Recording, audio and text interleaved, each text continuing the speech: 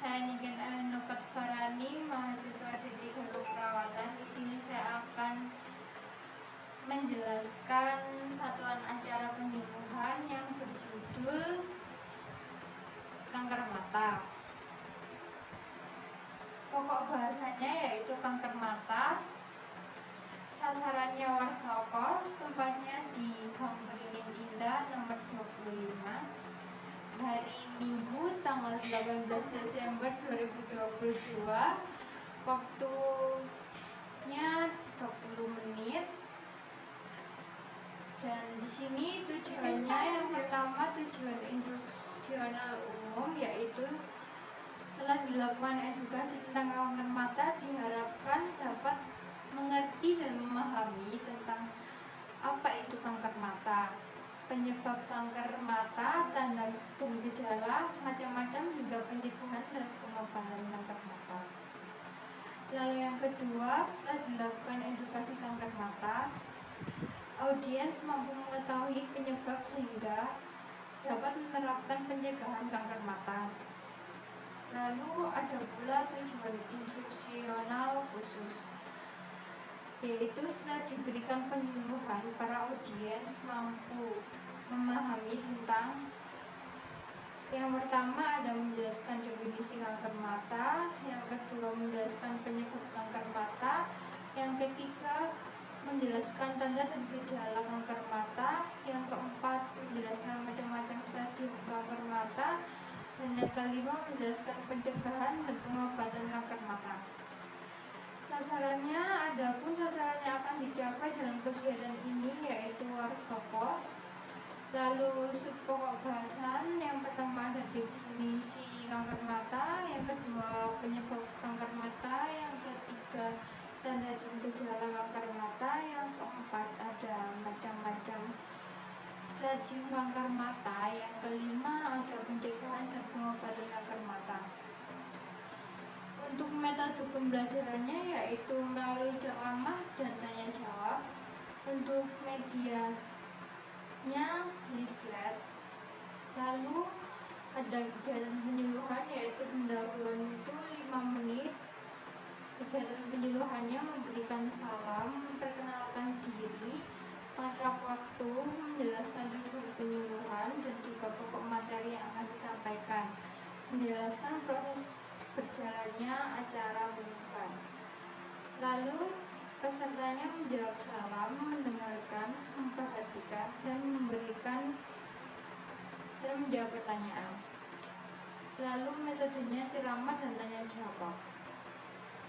Penyajiannya 10 menit, yaitu menjelaskan materi, menjelaskan definisi kanker mata, menjelaskan penyebab kanker mata, menjelaskan tanda dan gejala kanker mata, menjelaskan macam-macam stadium kanker mata, menjelaskan pencegahan dan pengobatan kanker mata. Dan yang kedua ada memberikan sesi untuk bertanya. Pesertanya mendengarkan dan memperhatikan, metodenya ceramah dan tanya jawab. Lalu medianya leaflet. Dan yang terakhir ada penutup, yaitu kegiatan penyuluhannya memberikan kesempatan sasaran untuk mengajukan pertanyaan, melakukan sesi tanya jawab, menanyakan kembali materi yang telah disampaikan, menyimpulkan hasil penyuluhan, menutup acara dengan cara penutup. Lalu pesertanya mengajukan pertanyaan, menjawab pertanyaan yang diberikan oleh penjuru, dan juga metodenya tanya jawab, medianya leaflet. Untuk kriteria pemantauan, yang pertama ada input, yaitu kegiatan penyuluh dihadiri oleh warga kos. Media penyuluhan yang digunakan adalah leaflet. Waktu kegiatan penyuluhan yaitu 30 menit. Tempat penyuluhan ada di ruang penyuluhan. Pengorganisasian penyuluhan disiapkan beberapa hari sebelum kegiatan penyuluhan. Untuk prosesnya, peserta aktif dan antusias dalam mengikuti kegiatan penyuluhan. Tidak ada peserta yang meninggalkan kegiatan penyuluhan. Lalu pemateri menguasai materi dengan baik. Outputnya, setelah dilakukan kegiatan penyuluhan, peserta mengerti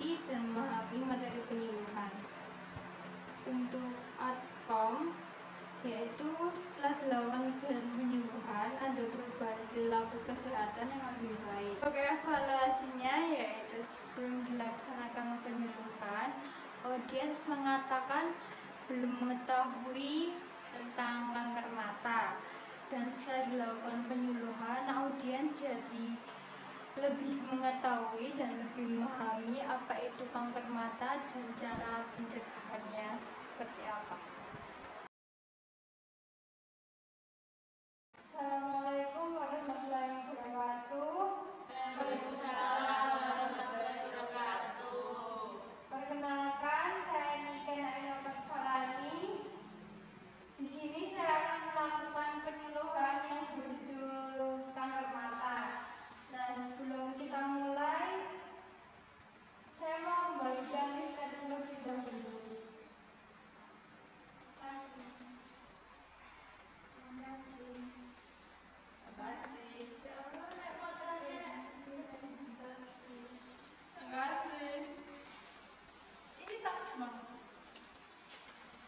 Nah, di sini kan saya mau membahas kanker mata.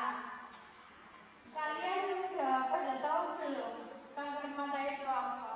Belum. Nah, karena belum pada yang tahu kanker mata itu apa, jadi saya mau jelasin ya. Jadi kanker mata itu kondisi ketika sel-sel di atas mata atau sekitarnya itu tumbuh dengan cepat, tidak terkendali, bersifat ganas, dan dapat menyebar ke bagian atau organ tubuh lainnya. Nah, tanda dan gejala kanker mata sendiri itu yang pertama gangguan penglihatan. Terus yang kedua itu ada penyempitan lapang pandang. Yang ketiga itu flutters, yaitu benda-benda atau garis bintik yang tampak berterbangan pada penglihatan. Lalu ada kilatan cahaya pada penglihatan, bintik gelap pada iris, perubahan ukuran dan bentuk bibir. Lalu untuk penyebab kanker mata sendiri ini belum diketahui secara pasti. Tapi kondisi ini tuh diduga timbul akibat dari mutasi gen pada jaringan mata, terutama gen yang mengatur pertumbuhan sel.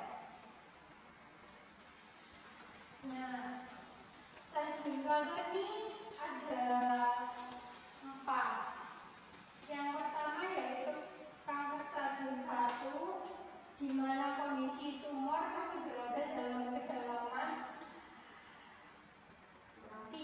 kurang dari 3 sampai 6 mm dengan lebar tidak lebih dari 9 sampai 12 mm.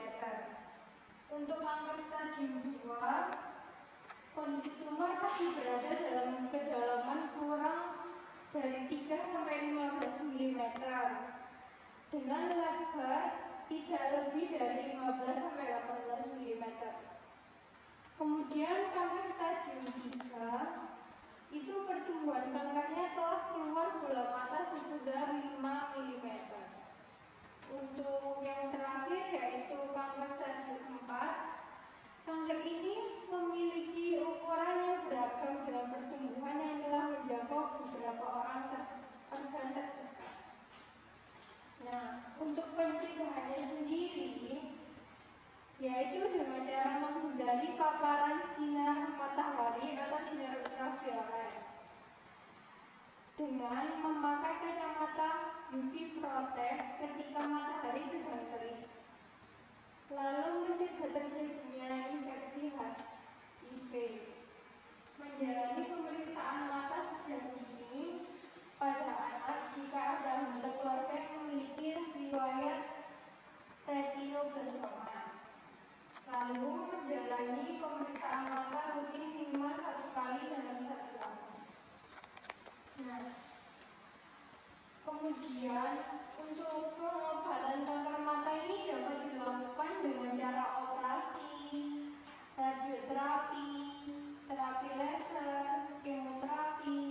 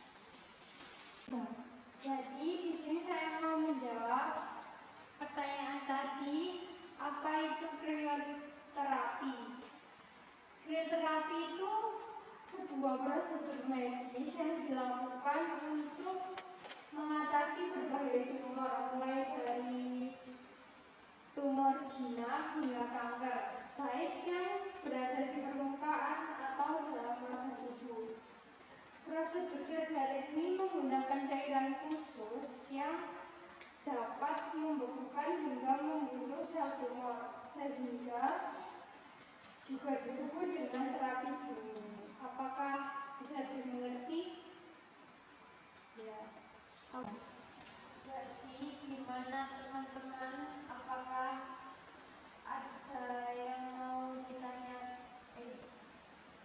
Apakah sudah paham?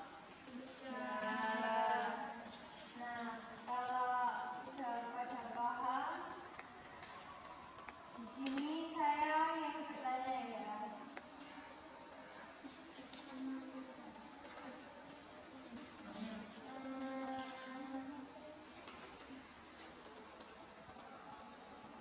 Siapa yang tahu tanda terbit halaman mata? Mulai dari mana? Membuat kelihatan. Ya, terus? Suling. Ya, terus? Banyak?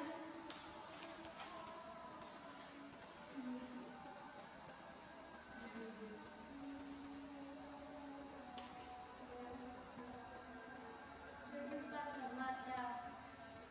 Ya, Titik hendak pada ini. ya. Lalu? Salah satu matanya ada yang ungu. Oh iya. Jadi di sini udah pada tahu semua ya. Ya. Kalau begitu saya tutup penyerahan pada sore ini. Semoga penyerahan yang saya berikan dapat bermanfaat bagi kita semua. Kurang lebihnya saya mohon maaf. Wassalamualaikum warahmatullahi wabarakatuh. Waalaikumsalam warahmatullahi wabarakatuh.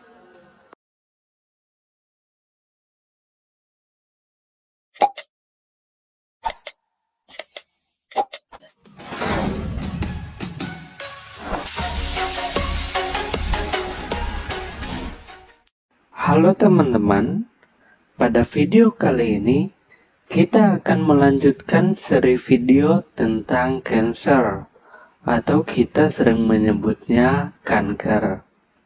Pada video sebelumnya, kita telah mengenal apa itu radikal bebas.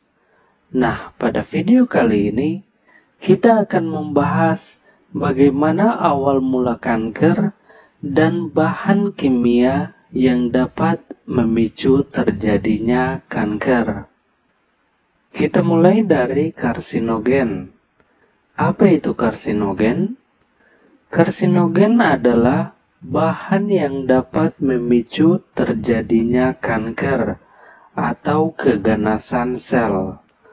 Karsinogen dapat mempengaruhi DNA atau suatu protein yang berperan pada pengaturan siklus pembelahan sel, seperti protoonkogen atau tumor supresor gen. Tentang protoonkogen atau tumor supresor gen ini, kita akan bahas pada video lainnya. Pada umumnya, karsinogen dapat dibedakan menjadi 3 kelompok, yaitu bahan kimia, radiasi, dan virus. Ketiga kelompok ini selalu ada di alam dan diperkirakan akan mengalami peningkatan yang tajam selaras dengan perkembangan atau perilaku manusia. Penyakit kanker merupakan penyakit yang misterius karena penyebabnya belum diketahui secara pasti. Namun, pada tahun 1908, penyakit ini mulai dipelajari karena saat itu dilaporkan bahwa angka kejadian kanker sangat tinggi pada pekerja industri kimia. Akan tetapi, saat itu belum diketahui dengan jelas hubungan antara chemical mutagenesis dan karsinogenesis. Kemudian, Seiring dengan perkembangan ilmu pengetahuan dan penelitian, baru diketahui bahwa bahan kimia dapat memicu terjadinya suatu keganasan sel karena dapat menimbulkan mutasi pada DNA. Terjadinya penyakit keganasan atau kanker ini dikelompokkan menjadi 2 fase, yaitu initiation phase dan promotion phase. Apabila bahan yang bersifat karsinogenik masuk ke dalam tubuh, bahan karsinogenik tersebut terlebih dahulu akan dimetabolisme dalam tubuh. Kemudian, hasil metabolismenya didetoksifikasi dan berikutnya diekskresi. Apabila proses ini tidak dapat dilakukan oleh tubuh, maka hasil metabolit dari bahan karsinogenik ini akan mengadakan ikatan dengan rantai DNA, sehingga DNA menjadi cacat atau defect. Sebagai akibat dari adanya kecacatan DNA, tubuh berusaha melakukan perbaikan DNA yang dikenal dengan DNA repair. Bila perbaikan DNA ini tidak berhasil, sel yang memiliki DNA abnormal tersebut dieksekusi atau dimusnahkan melalui suatu proses yang dikenal dengan apoptosis, yaitu kematian sel yang terprogram. Apabila proses ini tidak mampu dilakukan oleh tubuh, maka sel tersebut memiliki DNA cacat yang bersifat permanen. Kondisi ini dikenal dengan initiation phase.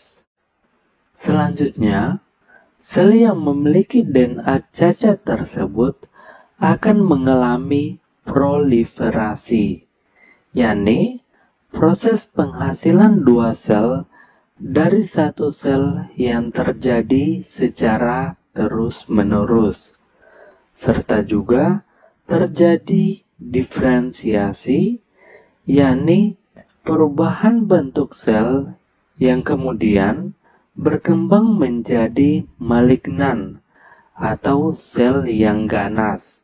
Kondisi ini dikenal dengan promotion phase. Berikut ini beberapa contoh dari bahan kimia yang kerjanya langsung memicu terjadinya kanker atau disebut dengan direct acting carcinogenesis. Yang pertama, dari kelompok alkylating agents, kemudian polycyclic dan heterocyclic aromatic hydrocarbons, dan aromatic amines. Contohnya, bahan kimia etilmetan sulfonat yang bersifat sebagai alkylating agents. Bila individu terpapar oleh bahan kimia ini, maka DNA pada sel individu tersebut akan mengalami alkilasi, yaitu terjadi metilasi pada pasangan basa nukleotida, yaitu guanin mengalami metilasi menjadi O6 metilguanin. Pada dasarnya, mayoritas bahan kimia yang bersifat karsinogenik memiliki sifat yang sama, yaitu memicu terjadinya suatu mutasi gen yang dapat berakibat pada malignansi, yaitu keganasan sel. Nah, demikian teman-teman, bagaimana suatu bahan kimia yang bersifat karsinogen dapat menyebabkan kanker. Pada video selanjutnya, kita akan membahas karsinogen yang kedua, yaitu radiasi yang juga dapat memicu terjadinya kanker. Jika ada yang perlu didiskusikan, silakan cantumkan pada kolom komentar. Saya ingatkan, jangan lupa subscribe, share, like, dan komen jika teman-teman merasa video ini bermanfaat. Terima kasih, sampai jumpa pada video selanjutnya.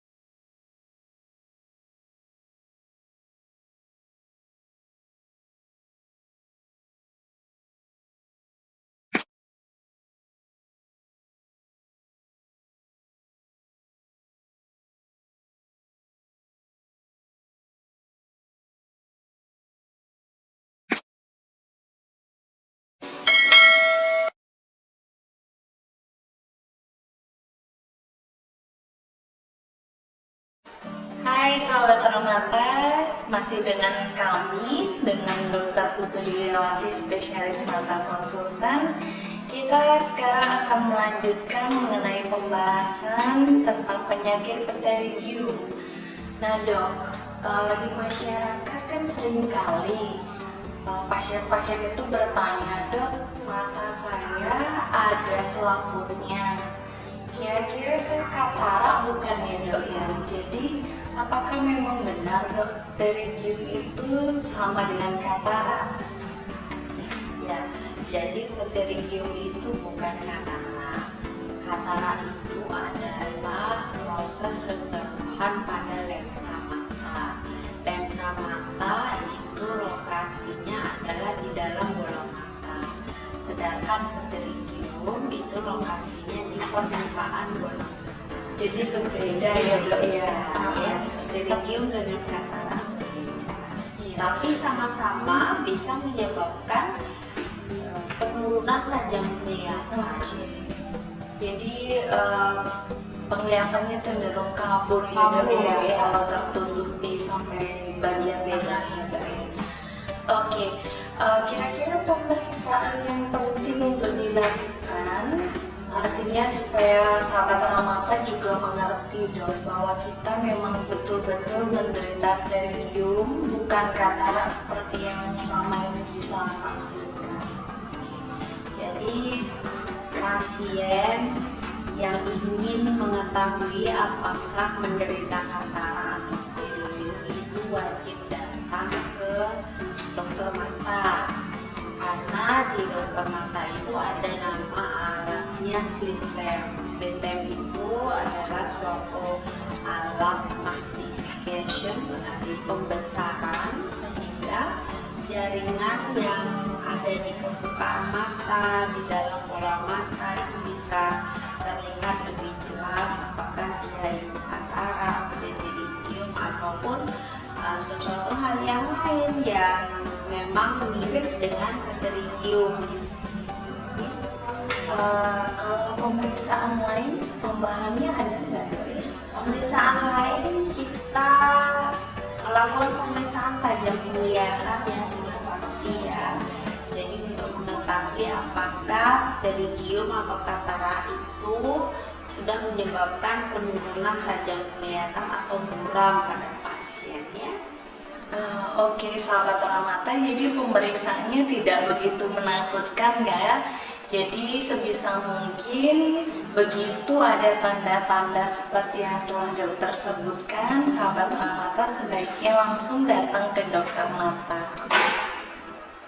Untuk pengobatannya seperti apa ya dok ya? Karena kan pasien itu datang harapannya tidak terganggu tajam penglihatannya dan ingin supaya tidak ada gejala-gejala yang menyertai seperti itu. Jadi pengobatannya itu bisa dilakukan proses operasi ya operasinya juga tidak besar, tetapi memang harus di kamar operasi karena bekerja di bawah mikroskop ya. Jadi istilahnya bahasa awamnya selaput yang tumbuh di mata itu dikerik, dibersihkan, kemudian jaringannya nanti kita buang. Kemudian setelah dikerik itu ada proses yang paling penting adalah penanaman kembali selaput mata yang sehat. Itu akan ditanam kembali di bola mata, kemudian dijahit. Nah itu tujuannya supaya menekan angka pertumbuhan kembali. Yang terdahulu itu manajemennya atau penanganannya adalah hanya di operasi dikerik biasa tanpa dilakukan penanaman donor jaringan ya, sehingga setelah 3 bulan 6 bulan itu kembali tumbuh lagi. Nah, untuk menekan pertumbuhan kembali jaringan pterygium itu kita harus melakukan proses graft ya, dan itu sudah bisa kita kerjakan di rumah sakit mata Pramata ya. Ini kan kedengarannya mungkin sahabat Pramata agak takut ya dok ya, tiba-tiba pilihan terapinya adalah operasi. Kira-kira ada nggak pilihan pengobatan lain selain operasi? Ya, ada. Jika tumbuh daging itu hanya sebatas di bagian putih mata atau mungkin sekitar 1-2 mili masuk ke bagian buta mata, itu bisa terapi awal dulu ya. Jadi kita berikan obat-obat artificial tears untuk komposisinya seperti air mata buatan. Itu tujuannya adalah untuk melumasi atau membuat mata lebih terasa dingin. Jadi dengan hanya pemberian obat tetes saja. Untuk yang ingin benar-benar menghilangkan adanya penebalan jaringan atau tumbuh daging itu ya operasi ya. Jadi tidak ada jalan lain selain operasi ya. Berarti tergantung tingkat keparahan penyakit ya Iya, dok ya? tingkat keparahan penyakit. Dok, seringkali kan sahabat Pramata di sini sering kacau antara tumor dengan kanker ya dok ya. Mereka salah persepsi, tentu saja begitu dikatakan tumor oleh dokter, mereka harus berpikir, aduh saya menderita kanker. Kira-kira dokter bisa jelaskan sedikit perbedaan antara tumor dengan kanker itu sendiri? Tumor adalah semua benjolan yang ada di tubuh kita, itu namanya tumor ya. Tumor itu adalah sesuatu hal yang jinak ya. Jinak dalam artian tidak terlalu berpotensi untuk berpengaruh buruk pada tubuh kita. Sedangkan kanker itu adalah semua benjolan di tubuh kita yang bersifat ganas ya. Jadi ganas dalam artian memiliki pertumbuhan yang cepat dan dia bisa sangat cepat merusak fungsional daripada tubuh kita. Jadi antara tumor dan kanker itu memang sangat berbeda ya. Kalau tumor itu sifatnya jinak, sedangkan kanker itu bersifat ganas. Nah, untuk pterygium ini sendiri, dia termasuk tumor atau kanker? Atau mungkin bisa ada peluang untuk menjadi ke arah yang lebih progresif untuk menjadi kanker ganas seperti itu? Ya, pterygium itu termasuk tumor jinak dan tidak berpotensi untuk menjadi ganas. Jadi jangan takut apabila ada pasien yang menderita pterygium, silakan datang ke dokter mata, khususnya ke mata. Nanti kita akan periksa, kemudian kita akan identifikasi apakah ini suatu pterygium atau jenis yang lain, sehingga penanganan yang tepat bisa kita berikan. Baik sahabat Ramata, tentu saja penjelasan dari narasumber kita hari ini sangat bermanfaat. Kami nantikan sesi-sesi berikutnya yang tidak kalah menarik, dan jangan lupa like dan subscribe channel YouTube kami. Terima kasih.